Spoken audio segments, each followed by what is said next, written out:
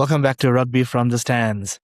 Guys, I was at Ellis Park for this game, and honestly, sitting inside that stadium, this didn't feel like a game New Zealand were going to win by 17 points. There was a period in that second half when the entire ground was just chanting, "Scrum, Scrum, Scrum." The Springboks were absolutely destroying the All Black scrum. The crowd could feel a try coming. I could feel a try coming. I was sitting there thinking, man, we might be in serious trouble here. And flashbacks of what the Springboks did to the Irish last year just came to mind in that moment. And somehow South Africa got nothing from that entire period. Then the All Blacks went down the other end and scored. I have spent a lot of time this morning looking at the numbers. I rewatched the game at least twice, and I keep coming back to just one word: adaptability. The All Blacks adapted.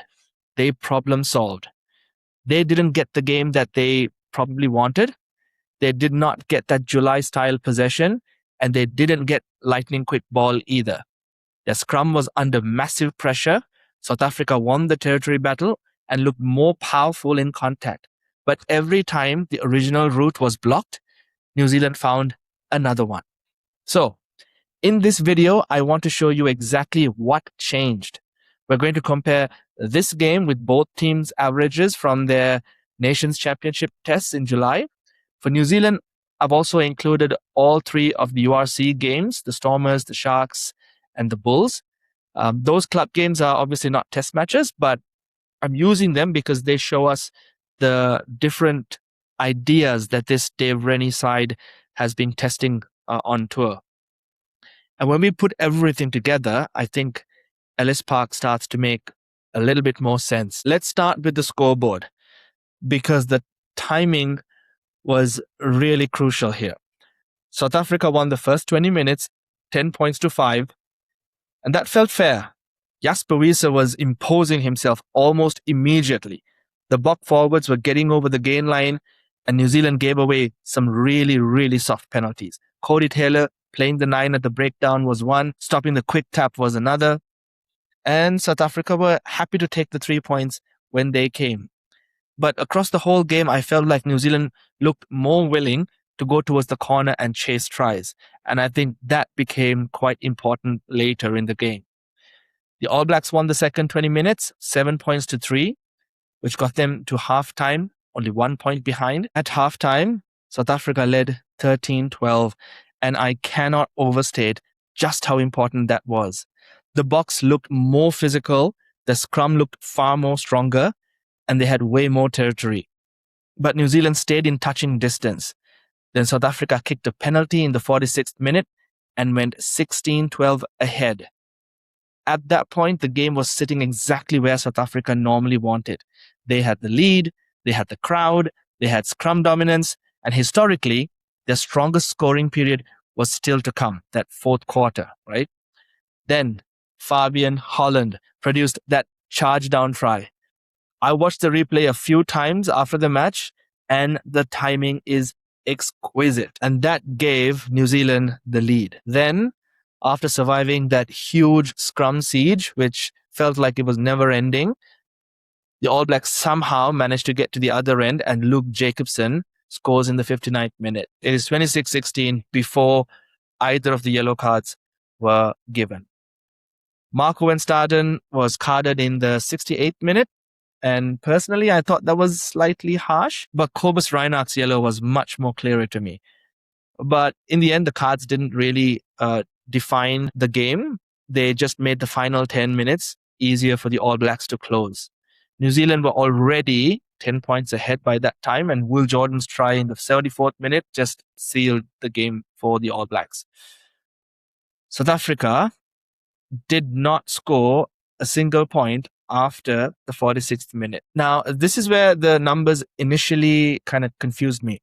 If you only look at raw totals, you could easily say that New Zealand played far less rugby than they did in July. Their July average was 136 rucks. At Ellis Park, they had only 56, and their passes fell from 262 to 125. their carries fell from nearly 178 to 86. So yes, the totals obviously collapsed, but they collapsed because New Zealand had 80 fewer rucks to work from. And as I keep harping on in all of my videos, rucks equals phases. So New Zealand had 80 fewer phases to work from in this game compared to their average in July. That's why I wanted to normalize the data by rucks. So the question is, how much passing and carrying did New Zealand generate for every one of those rucks or phases? In July, they averaged 1.93 passes per ruck. At Ellis Park, that went up to 2.23. Carries per ruck went from 1.31 to 1.54. So although New Zealand had far fewer attacking platforms, they produced far more activity from each one of those. And that kind of changed how I read the performance. They were not simply holding on and waiting for South Africa to make mistakes. When they got the ball, they were still trying to move it and stress the defense. Now, this chart tracks New Zealand from July through the URC games and into the Ellis Park game. Along the top, we have passes per ruck. In July, it was 1.93. Against the Stormers, it stayed fairly similar at 1.86. Then it jumped to 2.41 against the Sharks. And against the Bulls, it reached 2.76. At Ellis Park, it came back to 2.23. Carries per rucks followed a similar trend. It started at 1.31 in July, rose through the URC tour, and finished at 1.54 against South Africa. Now look at the kicking line. In July, New Zealand kicked about 14 times per 100 rucks. Against the Sharks, that went all the way up to 40. At Ellis Park, it was almost 34 kicks per 100 rucks. So what did the tour actually give this team? I don't think it gave them one fixed way to play, as you can see on this chart. The Stormers game gave them one specific picture to follow. The Sharks game gave them another, and the Bulls game gave them a much higher phase volume picture, right? Then at Ellis Park, they chose the parts that suited the test. They kept the higher passing and carrying per ruck. They also used a lot more kicking than they had in July. That is the adaptation I'm talking about. This was not the July All Blacks copied and pasted into Johannesburg. It was a team that was using a far bigger attacking menu. If we put both teams side by side, I think this becomes even more interesting. New Zealand's possession fell from 58% in July to 49% at Ellis Park. Their territory fell from just over 50% on average to 40% at Ellis Park. Their lightning quick ball fell from 71% to 54%. Slow ball went from 9% to 26%. That's a ruck taking more than 6 seconds. So that's a very different attacking picture, right? And this was one of the major questions that Julian and I discussed on our How to Beat the Boks marathon video that we did before the first test was played. So we knew that South Africa would slow New Zealand down, but the question was whether the All Blacks could still attack when the ball was not arriving in 2 or 3 seconds. At Ellis Park, they clearly answered that question. They scored 5 tries with only 54% quick ball. They found points through a charge down, transition, a close range scrum attack, and width late in the game. South Africa's shape was almost the opposite. Their territory rose from 51% in July to 60%. Their lightning quick ball improved from 47% average in July to 58%, nearly 60%, which is pretty insane. They kicked less often per ruck than they did in July. Those numbers normally sound like the beginning of a really good attacking day. But their return from the 22 is what actually collapsed. Their July average was 4.17 points every time they entered the opposition 22. It was one of the best out of all the Nations Championship Cup teams. But at Ellis Park, it was 0.7. Their turnovers conceded rose from 13 on average to 23. So I want to be fair to South Africa here because they did a lot of difficult things really, really well. They won territory. They produced a faster ball than the July average. They won collisions. They absolutely dominated the scrum. But the problem came after they had earned all of that good stuff. This is another representation of the funnel that I was talking about during that collaboration video that I had with Julian. It starts wide with carries, then it narrows to line breaks, 22 entries, and finally tries. That final part is where you find out whether all that work actually reached the scoreboard. New Zealand averaged almost 178 carries in July. Those carries became just over 10 line breaks, just over 10 entries, and 6 tries. At Ellis Park, they had only 86 carries and 6 recorded line breaks, but they still reached the 22 9 times and scored 5 tries. That is a huge clue. In July, New Zealand had 22 entry for every recorded line break. At Ellis Park, that increased to 1.5 entries per break. New Zealand were finding access through pressure kicks, transition moments, charge down pressure, and set piece. They did not need to build every visit through 10 or 12 phases. Now look at South Africa. Their July funnel ended with 11 entries and nearly 7 tries per game.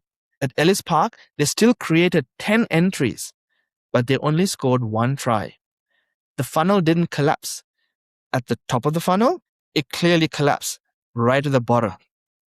And if you're trying to understand how a team can own 60% territory and lose by 17 and completely dominate the scrum, that's probably the cleanest answer. New Zealand's points per entry have been remarkably steady across these 5 2026 games. They averaged 3.9 in July. They produced 4.2 against the Stormers, 3.8 against the Sharks, and 4.5 against the Bulls. At Ellis Park, it was 3.6. That's their lowest of the 5, but it is still inside a very, very tight band. And remember who they were playing, the opponent here. This is the double world champion South Africa at Ellis Park. So 9 entries became 33 points and 5 tries. This also matches what I felt during the game. The Boks were dealing in 3s, but the All Blacks kept looking for 5s and 7s. Now, I expect South Africa to be much more aggressive with their decisions in Cape Town. They'll probably take more penalties to the corner and ask New Zealand to try and survive another set piece instead of taking 3s come Cape Town next week. Now, South Africa's trend since July, then the game against Argentina and the Ellis Park game, trend is a little bit worrying. In July, they averaged 4.17 points per 22 entry. Against Argentina, that fell to 2.1. And then at Ellis Park, it fell again to 0.7. The entry volume underneath those points is important because they averaged 11 entries in July. They had 8 against Argentina and 10 at Ellis Park. So they were still getting there. That's the whole point, right? 10 visits for 7 points is not a great return for a team that had been the best 22 entry converter in July. And some of that was their own execution. Sasha had several mistimed moments. Malcolm Marx lost that crucial maul ball that should have been a try. Then the charge down, coming from the blind side, handed New Zealand 7 points. But the All Blacks earned a lot of it as well. They held South Africa up. They stripped the ball in contact. They kept making the next defensive action. They were making the breakdown an absolute menace. That's why I don't want to describe this as purely South Africa simply having an off night. Obviously, they made mistakes, but I think the All Blacks also kept putting their bodies and hands into the moments where those mistakes could happen. This scoring chart makes the momentum shift, I think, very clear. South Africa won the first 20 minutes, 10-5. New Zealand won the second quarter, 7-3. Then they won the third quarter, 14-3. And they won the final quarter, 7-0. The third quarter, I think, is the key one for me. South Africa started it with that penalty and a 4-point lead. Holland's charge down changed the scoreboard. Then came the scrum siege. And I want to stay a little bit on that period because I think it explains the mental side of this performance. South Africa were marching New Zealand backwards. They won penalty after penalty. Sasha was held up. The crowd was demanding another scrum. Watching it live, it genuinely felt like the All Blacks were eventually going to crack. But they did not. And in keeping with their motto of this entire tournament, They found a way. Then at their next attacking opportunity that they got, Jacobson scored. South Africa's strongest physical spell returned 0 points. New Zealand's very next stable chance returned 7. That was the moment that I started feeling the match had genuinely shifted. And again, the score was 26-16 before the cards started coming. And as Adi said, this felt definitely like a boxing game. And the game that came to my mind was the Rumble in the Jungle, Muhammad Ali versus George Foreman, and Ali just taking on the punch after punch after punch with his signature rope-a-dope. And then in the 7th round, just came alive. And that was exactly like how this game felt like. This was a bruising, brutal contest. Watching it live, it was just insane. The shots that they were giving each other, it was brutal. The last 20 minutes is one of my biggest concerns before this tour. In July, New Zealand averaged only 6 points in the final quarter. South Africa averaged 15. That's a huge difference against a team with South Africa's bench and closing power. Then New Zealand played against the URC teams, and they scored 24 points in the final quarter against the Stormers. They scored 19 against the Sharks, and they scored 14 against the Bulls. Obviously, those are club opponents. I'm not trying to say that scoring 24 against the Stormers means you will do it against the Boks, but what it showed was that New Zealand were building the ability to keep finding solutions late in games. At Ellis Park, they scored only 7 in the last 20, but the most important stat here is that they won that period 7-0. South Africa's own trend went from 15 in July to 7 against Argentina to 0 at Ellis Park here. So the All Blacks did not need another late avalanche. They just needed to stop the quarter South Africa normally dominated. And they did that for one night. I'm deliberately saying for one night because Cape Town is just next week. And one result doesn't mean the late game problems has disappeared forever. One data point isn't a trend, but these are really, really encouraging signs. Now we get to one of the biggest reasons their 22 entries went nowhere. South Africa conceded 23 turnovers. This XY chart helps separate total turnovers from attacking actions. Along the bottom, we have attacking involvements, things like carries, passes, and kicks. And further right a player sits, the more often the attack went through that person. And up the side, we have turnovers conceded. So higher is worse.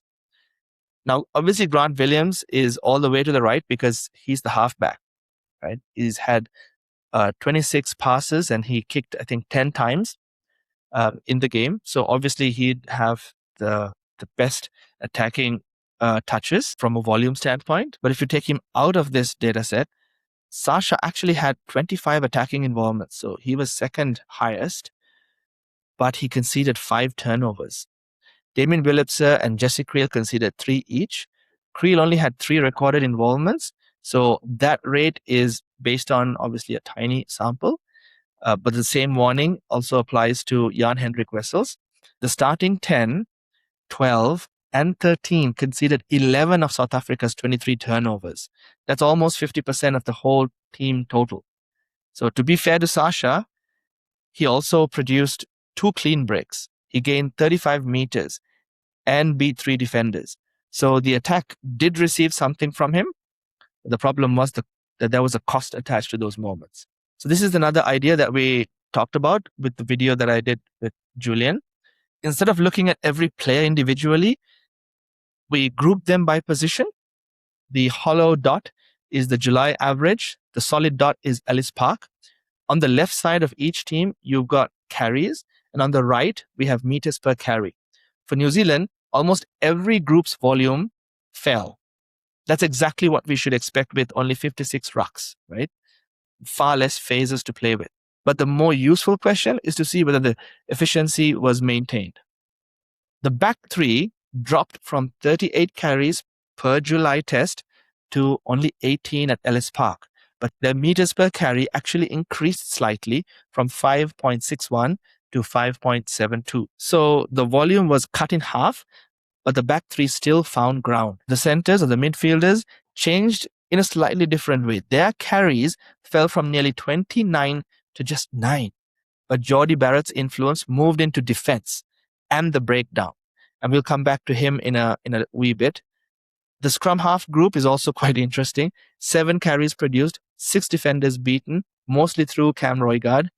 South Africa stayed closest to their July identity through the loose forwards.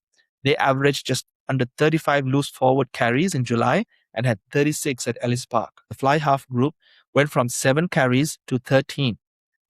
And that channel became a much larger part of the carrying game. Interestingly, it also conceded 7 turnovers as a position group. But again, the number doesn't tell us exactly what the coaches were intending. It just tells us where the work and the possession losses ended up. If we flip this around and look at the defense, there are 2 numbers that I really, really like. New Zealand's props and locks, they combined for 35 tackle attempts and they did not miss 1 tackle. That is huge when you consider how much pressure the tight 5 were under at scrum time. They were being pushed and dominated around in one part of the game, but then they got up and they were making their tackles in another. South Africa's loose forwards carried the biggest defensive workload for them. They made 40 tackle attempts, but their miss rate rose from 11.8% in July to 22.5% at Ellis Park. Now, we've talked about the Springboks missing tackles, and it's part of their defensive system, but this, I don't even think Jack Nienaber would accept this number. It's nearly 1 miss every 4 attempts. And I think that helps explain some of the danger that New Zealand found once they got beyond the first collision. There are some small sample rows here, like New Zealand's halfback and first 5 miss rates. They look pretty ugly. And I reckon that's probably because Jasper Wiese probably decided to run straight at them. But the attempt totals are only 8 and 7. I wouldn't really worry too much looking at those numbers. But the stronger takeaway is that the tight 5 were incredibly accurate last night. And South Africa's loose forwards had the highest workload. Now, this genuinely might be my favorite chart in the whole deck. Before the series, in that video that I collaborated with Julian Shaw, my concern was how dependent New Zealand was on RD for turnovers. In July, RD won 5 of New Zealand's 12 turnovers. That is a lot of breakdown load sitting with 1 player. But at Ellis Park, New Zealand won 14 turnovers, and guess what? RD only won 1. Jordie Barrett won 5, Damian McKenzie won 2, 7 other All Blacks won 1 each. That's what we meant when we spoke about spreading the steel load. The defense didn't wait for RD to rescue every breakdown. Different players found different moments. Also, a quick note on Will Jordan. He's at the bottom here, but he was an absolute menace at the breakdown too. His chase work, his repeat pressure, and the nuisance that he was creating around the breakdown just kept standing out to me while watching the game. And he also has 1 recorded turnover win as well.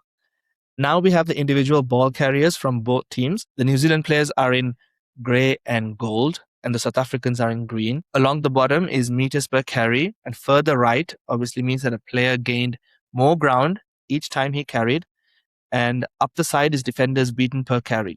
The higher the player sits, the more often he beat the first defender. The size of the bubble represents the number of carries.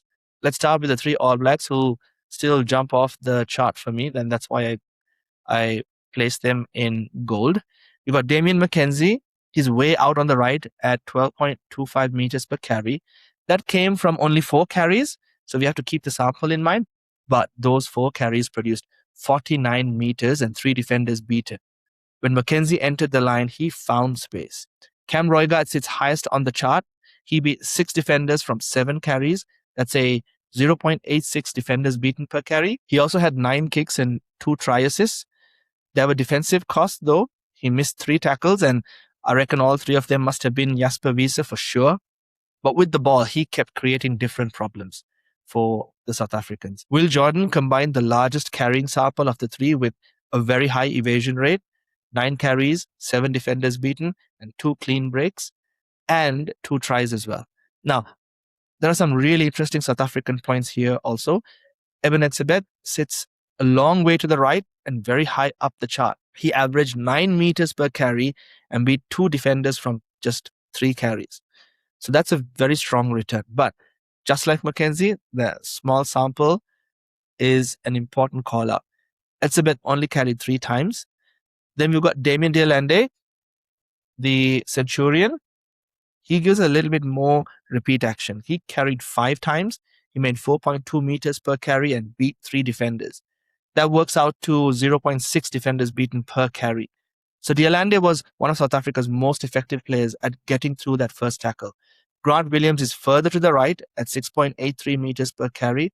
He also beat 2 defenders from 6 carries. Sasha Feinberg-Mngomezulu, he sits around the middle of the chart. He made 35 meters from 9 carries and beat 3 defenders. That helps to keep the criticism of his 5 turnovers in perspective. There were productive moments in his game. The problem was that there were a few moments where possession ended with him. And then look at the biggest green bubble. That's Jasper Wiese. He had 18 carries, more than anyone else on the entire field. He averaged 3.44 meters per carry and he beat 4 defenders. So Wiese was not the furthest right or the highest player on the chart, but his value came from repeating the work again and again and again. He kept giving South Africa a physical carry to play from, which is exactly what I felt watching him live. Peter Steff also carried 10 times, but his return was lower, 2.2 meters per carry and no defenders beaten. That comparison is useful because carry volume by itself doesn't tell us how much damage that the player was creating. So the way I read the full chart, both teams had effective carriers. So South Africa's best return was spread between some smaller samples and Jasper Wiese's much bigger workload. New Zealand had 3 very obvious attacking outliers who hurt the defense in different ways. Mackenzie found ground, Roygaard beat defenders incredibly often, and Jordan kept repeating the threat and finished chances. For South Africa, Jasper Wiese kept carrying the load, Dialande beat the first defender, and Williams found ground from halfback. For me, Jordie Barrett was my man of the match, the standout player for the All Blacks. When I went through the full stat line, he had 5 turnovers won. 4 of those were ruck steals, 15 tackles made from 15 attempts, 0 penalties conceded. He did concede 1 turnover with the ball, but look at the July comparison. Across the 3 July tests, Jordie didn't record a turnover win. At Ellis Park, he won 5 in one night. And one of those moments was visible from the stands. South Africa, for all its money, were going to score through Malcolm Marx, and Jordie just managed to get a hand and disrupt it. Those are the actions that stop South Africa's territory becoming points. The other names underneath him also deserve shout-outs. Roygaard created 2 tries. Mackenzie found 49 meters from 4 carries and won 2 turnovers. Will Jordan scored twice and beat 7 defenders. Jordie was the center of the defensive performance, but he was surrounded by players producing decisive moments as well. For South Africa, again, Jasper Wiese was the player that everybody at the stadium noticed immediately. You could feel his physicality from the first few minutes. The numbers back that up. He carried 18 times, which was almost a fifth of South Africa's total carries. He made a team high 62 meters and beat 4 defenders. His July average was 2.33 meters per carry. Guess what? At Ellis Park, he produced 3.44 meters per carry. So his volume stayed high and his return also improved. There were other strong individual contributions as well. Paul de Villiers attempted 15 tackles, made 2 dominant tackles and won a turnover.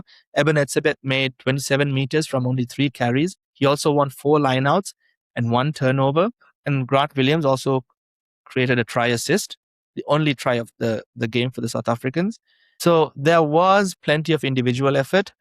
The team reached New Zealand's 22 10 times, but they simply didn't finish enough of those opportunities. So before this game, Julian and I, in our 95-minute collaboration video, we talked about things that the All Blacks have to do to win this game. So I wanted to give them a score on how they performed against each of these points, right? First, finish the 22. That is a pass. Flying colors. 9 entries, 33 points at 5 tries. Second, get ahead and stay there. I've called that partial pass, but honestly, I would kind of give it a pass too, because yes, their average has always been 63 minutes out of 80. In this game, they trailed 13-12 at halftime and 16-12 after 46 minutes.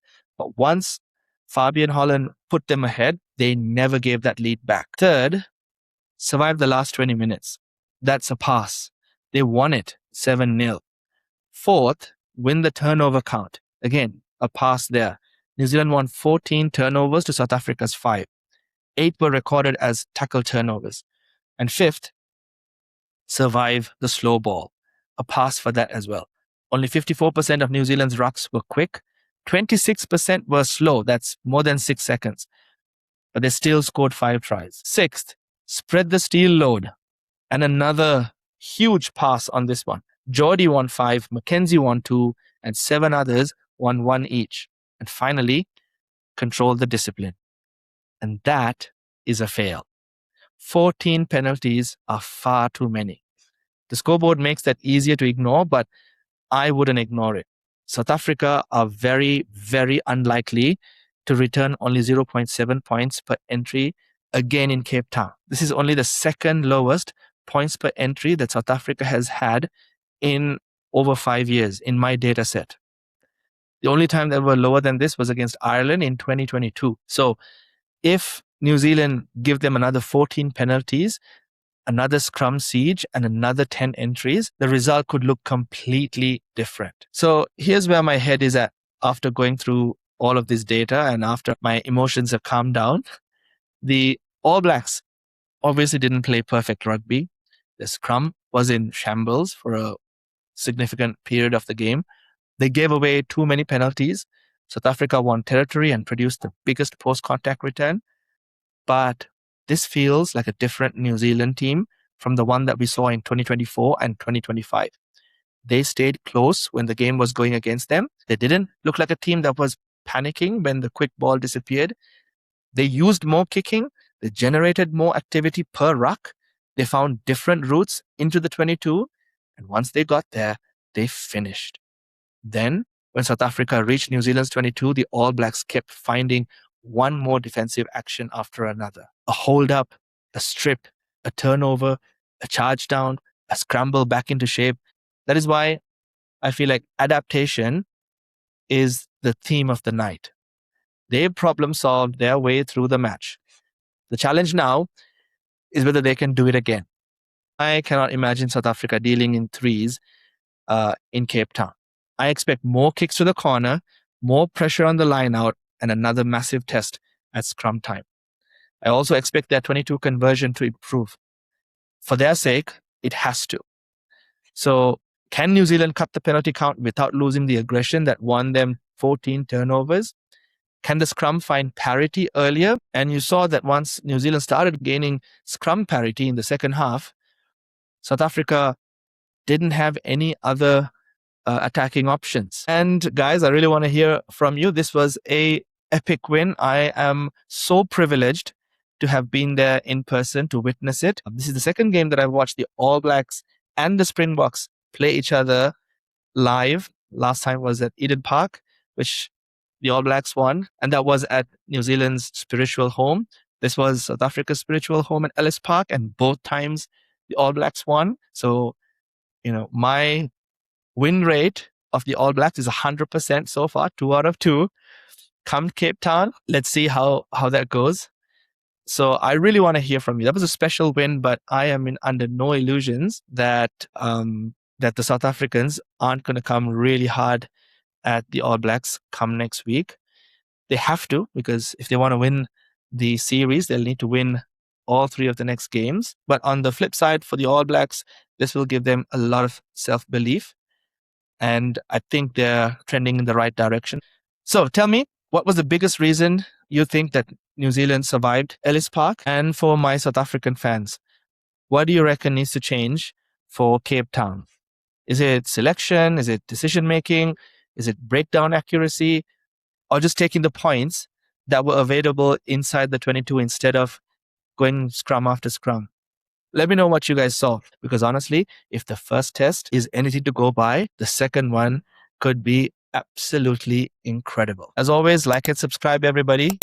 Love to get to 10,000 subscribers over the coming weeks. So any and all support will be appreciated. But I shall see you in the next one.